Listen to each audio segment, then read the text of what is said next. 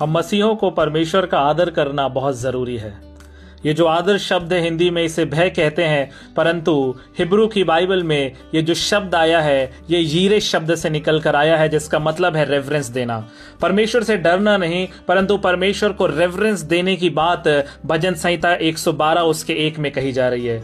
प्रियो, परमेश्वर को आदर देना बहुत जरूरी है, क्योंकि वो पवित्र है और वो पवित्र परमेश्वर है और इस धरती पर उससे ज्यादा पवित्र कोई नहीं है, और इसलिए वो आदर के योग्य है। मेरे प्रियो, नीति वचन 9 उसके 10 में यह भी लिखा हुआ है, जब हम परमेश्वर को आदर देंगे, उसको रेवरेंस देंगे, तो वहां से बुद्धि की शुरुआत हो जाएगी, हम बुद्धि को प्राप्त करेंगे। हमें परमेश्वर को आदर इसलिए देना है, उसको रेवरेंस इसलिए देना है, क्योंकि यह हमारे लिए एक आज्ञा है जो वचन हमें सिखाता है। मेरे प्रियो, उसको आदर इसलिए भी देना है क्योंकि जब हम उसको आदर देंगे तो बड़े बड़े फेवर हम परमेश्वर के द्वारा प्राप्त करेंगे। जब हम उसको आदर देंगे मेरे प्रियो, तब परमेश्वर के और करीब आएंगे और एक पिता के समान हम उसे अपनाने पाएंगे, और इसलिए उसे आदर देना जरूरी है। आमीन।